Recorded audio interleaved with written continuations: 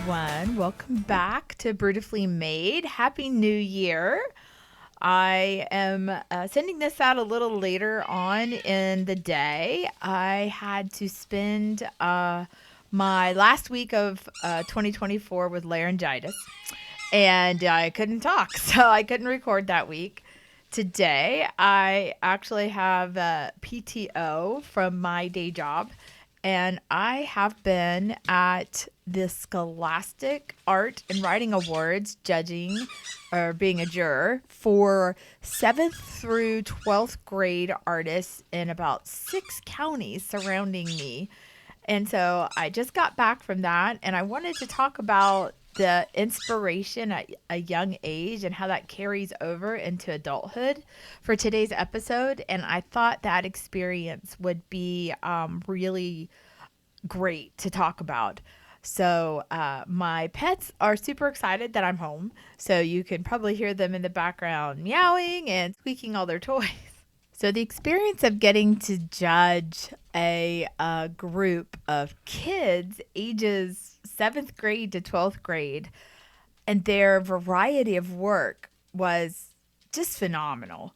And today I guess, visuals that you're going to see are going to be some of my work when I was younger and then throwing in some of the things that my kiddos produced. I love looking back on stuff like that. My daughter, the oldest daughter, she was a gold key winner for the Scholastic Arts in photography when she was in high school. And it was such a cool thing for her to receive that for her award. She was asked to go to New York, and her piece was displayed in Columbus. And it was just an honor to get to, help another young adult experience that. And I was truly just blown away by the talent.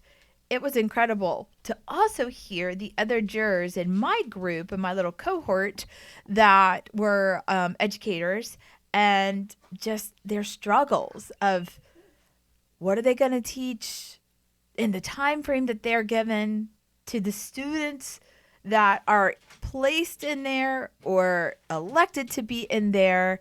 And you've got this huge range of interests. People either want to do it or are just there to fill a space or don't understand the assignment or want to do their own thing. And how are you constructively guiding them and providing the right environment and tools and, the finances? Because art programs are cut a lot from different organizations and schools, and it's a struggle, but it's so important, and it's such a great career and outlet, and just it's a variety of things.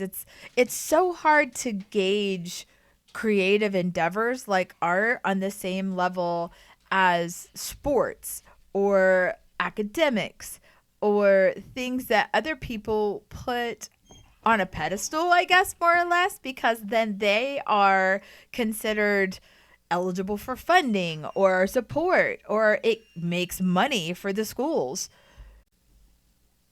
I mean, personal opinion here, but it just seems like art is approached as something that can be tossed away or is not on the same level. And it truly is.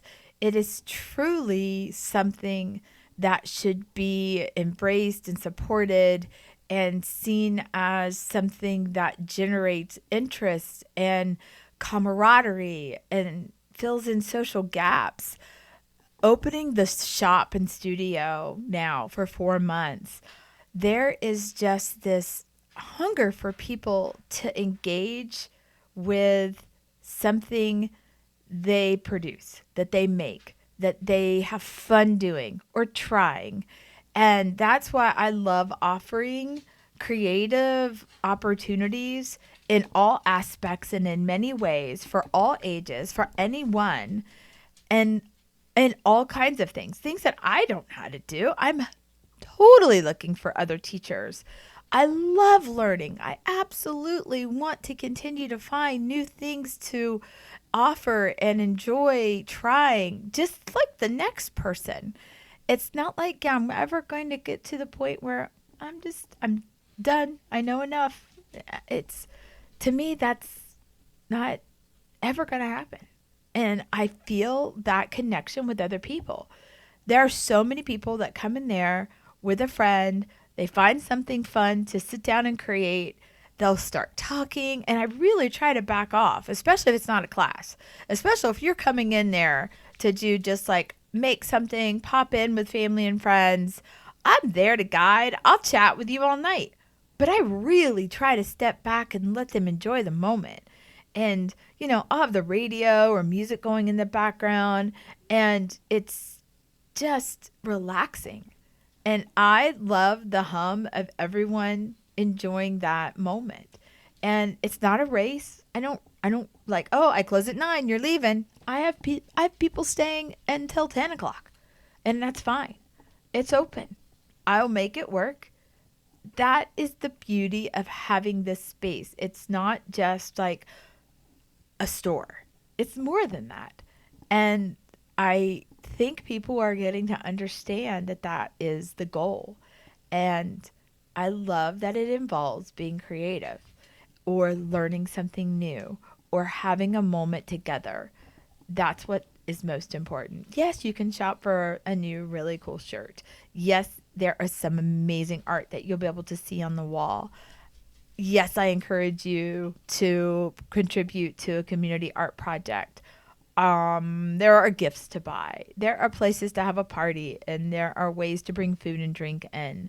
It's just a variety of ways to offer different levels for everyone's needs.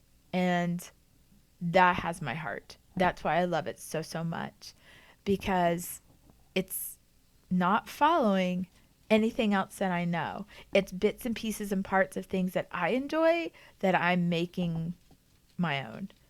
And I think that that is truly creative, but it's also something that is so necessary right now. There are ways that we're not connecting with one another that we really need to. I posted a draw date event, and it's kind of like a speed dating thing. And I want to offer it to different like niches in our community. Right now, I want to try to help 21 and over men and women have a moment meeting one another in a cool environment, sketching each other for 3 minutes. I'll give a list of prompts that they can talk to one another about. Then they hear the buzzer, they go to the next person, and at the end, they're going to have 20 pictures of someone they sketched. And then you go back around and you talk to the people and show them your drawings and have some pizza. And you can get a drink if you want and bring it over from one of the restaurants or bars. And you're just enjoying something silly to laugh about. And if you want to stay later and play one of the art games, go for it. When the doors close that night, you've got microbreweries, Mexican restaurants, Italian restaurants, ice cream places. You can just like continue talking to that person maybe you've made a connection with. And then the next one I'll have for, guys meeting guys. I'll have one for the girls meeting the girls. I'll have one for 65 and over. Because I tell you what, in my 9 to 5, we have a group that those older adults, those seniors, when we have forums and stuff, they want to know where the single men are or the single women are. There's a need for that. And it would be so much fun to do it over art. So those are coming. Those are things that I'm trying to create that I really haven't seen done before, but I want to be that place that's kind of different and fun and, out of the box thinking. I have a monthly bus tour that I want to do, and I want to incorporate visiting other locations that have off the wall supplies, for example. So if we're doing like an assemblage piece, and I will show that piece of art at breakfast, and then everyone gets on a shuttle bus and we go to one thrift store location and we shop for materials, and then we're going to get on the bus and we're going to go to another location and we're going to shop for more materials. Then we all get back on the bus and we come back to the studio. We take everything out that we found and we make a piece inspired by sample. And you're spending the whole morning together with people that love to craft like you do. And I just think that's so much fun. I have those happening every month. And then I have a tiny itty bitty art exhibit going. We had a itty bitty art exhibit in 2020, and then the pandemic hit, and it was at Belden Village Mall. And everybody stopped and created these teeny tiny pieces of art. And I had all these little little magnifying glasses and micro tiny like visitors looking at the art. And we're going to do the same thing, but on the gallery wall in April. So 2 inches is the max size that you can make your art, and you can submit up to 4 pieces, and it's $5 to enter. And you don't have to be from the community. You can mail it in, and there's instructions on that event that talk about how to do it. But if you're here locally, if you want to sell them, you can.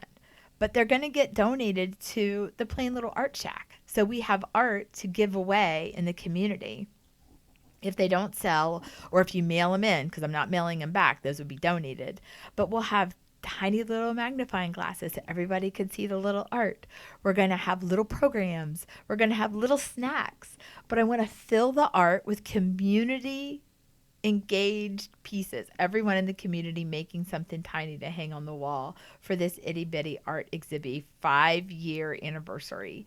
So that is happening.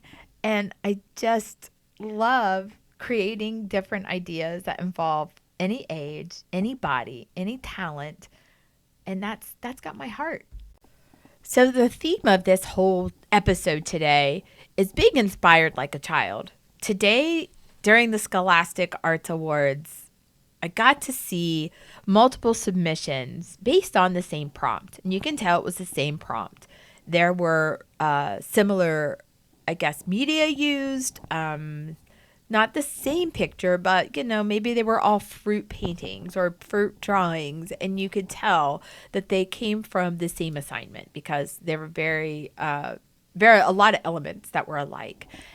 But you're thinking out of the box. You've got a little guidelines, and you kind of roll with your own style. And I feel like that's what I'm doing. I have a store, the guidelines of to be open. There's a gallery, and I'm doing what I want with it. And I think that is what makes it so unique and fun, because it's not like anything else. And I don't want to be like anything else, because everybody coming in are their own person, their own style, their own interests. And I want to, be there for them to express that.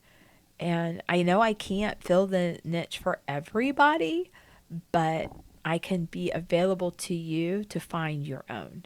And that's what's important to me, because I feel like being creative helps facilitate so many things in life, from relationships to businesses to marketing to really everything, sciences. I mean, if you followed the recipe to a T and never deviated, everything would be the same. We need to deviate. We need to change things up. And I'm giving permission for people to do that. And that's important to me. So I just want you to look at things, even though if you have a set of rules, put your own spin on it. Don't be afraid to try making it your own. That's what's important. Be yourself, because you're beautifully made. I know that. So I hope you liked this little walk down memory lane with my visuals, if you happen to be watching on YouTube.